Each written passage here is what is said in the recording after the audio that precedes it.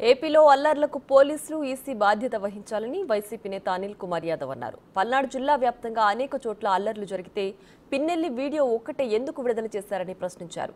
TDP నేతలు పోలీసులు కుమ్మక్కై వైసీపీకి ఓట్లు పడకుండా అడ్డుకున్నారని అన్నారు. టీడీపీ రిగ్గంకు పాల్పడేలా పోలీసులు సహకరించారని ఆరోపించారు. ఈరోజు స్పష్టంగా మేము తెలుగుదేశం పార్టీ నాయకులు కానీ ఈసీని కూడా అడుగుతా ఉన్నాం. మీరు ఇంపార్షియల్ గా వ్యవహరించలేదని దానికి ఈరోజు ఇదే మాచర్లో ఎమ్మెల్యే గారి గ్రామం అయిన కర్లగుంట కావచ్చు, కేపీగూడెం ఏదైతే కేవలం 4,000 ఓట్లున్న 2 గ్రామాలలో పక్కపక్క గ్రామాలలో 2 డిఎస్పీలు పెట్టారు. మీరు అదే ఒప్పిచెర్ల 5,000 ఓట్లున్న పక్కన తుమ్మరకోట, చింతపల్లి, పాల్వాయి గేట్లో విపరీతంగా రిగ్గింగ్ జరుగుతూ ఉంది. ఆ ప్రాంతంలో భయభ్రాంతులు చేస్తున్నారని చెప్తున్నా కూడా ఎమ్మెల్యే గారు కానీ ఎస్పీకి ఫోన్ చేసినా కానీ కనీసం స్పందించాల. ఆ రోజు స్టార్ట్ అయిన రోజు చూసుకున్నా కూడా ముట్టుకూరు గ్రామంలో ఆ రోజు ఆ తెలుగుదేశం పార్టీ వాళ్ళు పోయి ఎస్సీలని బీసీలని కొట్టడం కానీ, ఈ రోజు అలాగే తుమ్మరకోట్లో అయితే దాదాపు ఈ రోజు ఈసీని అడుగుతా ఉన్నాం మేము.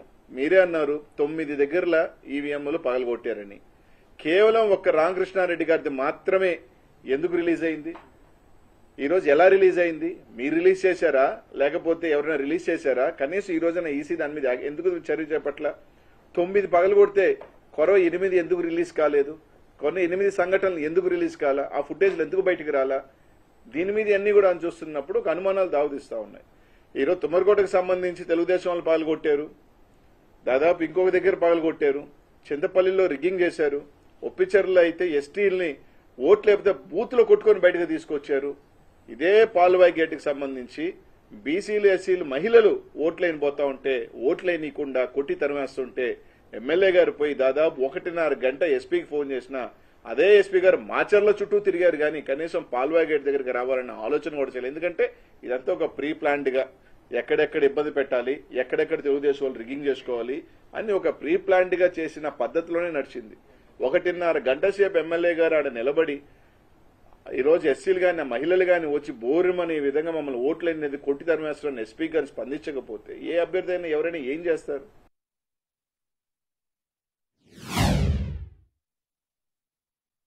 ఒకసారి 7 బూతుల దగ్గర పగలగొట్టేస్తే రీపోలింగ్ ఎందుకు పెట్టలేదు? మళ్ళీ అక్కడే రీపోలింగ్ ఎందుకు చేయించారు? ఇదే తుమ్మరకోటలో మేము ఎస్పీ గారికి ఫోన్ చేశాం. సార్ అక్కడ భయపడతా ఉన్నారు, ఏజెంట్లు కూర్చునే దానికి కూడా ఇబ్బంది. అంటే పోలీసు ఆడ కూర్చోబెట్టి వైసీపీ ఏజెంట్లు లేకుండా రిగ్గింగ్ చేయించిన మాట వాస్తవం కాదా? ఇది ఎస్పీ గారితో మేము మాట్లాడలేదా? పాల్వాయి గేట్ దగ్గర ఆయన రామకృష్ణారెడ్డి గారు ఏదైతే రామకృష్ణారెడ్డి అబ్బాయి తలబగిలింది, ఆయనకి దెబ్బలు తగిలినాయి. ఈరోజు అనేక రకాల అరాచకాలు తెలుగుదేశం పార్టీకి వక్తాసుగా ఈరోజు అడుగుతా ఉన్నాం. మీరు చెప్తా ఉన్నారు కదా కానిస్టేబుల్ 2 గ్రామాలకు సంబంధించి డిఎస్పీలను పెట్టి కర్లకుంటలోను కేపీగూడెంలో ప్రతి ఓటర్ని ఇది నీ ఓటా అని మీరు చూసిన డిఎస్పీ గారు ఒప్పిచెర్లో గాని, తుమ్మరకోటలో గాని, చింతపల్లిలో గాని, పాల్వాయిగోట్లో గాని ఎందుకు చూడలేదని అడుగుతా ఉన్నా. అక్కడికన్నా ఎక్కువ ఓట్లున్న ప్రాంతం కదా, ఇక్కడ ఎందుకు పెట్టలేదు మీరు డిఎస్పీలని? ఎందుకు సిఐని పెట్టలేదు? ఎందుకు ఎస్ఐని కూడా సంబంధించి ఎందుకు పెట్టలేదు? కనీసం దాని ఫుటేజ్లు రిలీజ్ చేయండి. కనీసం ఈ 4 బూతులకు సంబంధించి చింతపల్లిలో ఉన్న 4 బూతులు, ఒప్పిచెర్లో ఉన్న 3 బూతులు, తుమ్మరకోటలో ఉన్న 3 బూతులను ఈసీ న్యూస్ ఎలక్షన్ కమిషన్ మీరు నిజంగా ఇంపార్షియల్ గా చేసే పని అయితే ఆ బూత్ లో రోజు జరిగిన వారి అంతా కూడా తీసి జరిగిన దాని మీద విచారణ జరిపే అవసరం అయితే రీపోలింగ్ పెట్టమండి.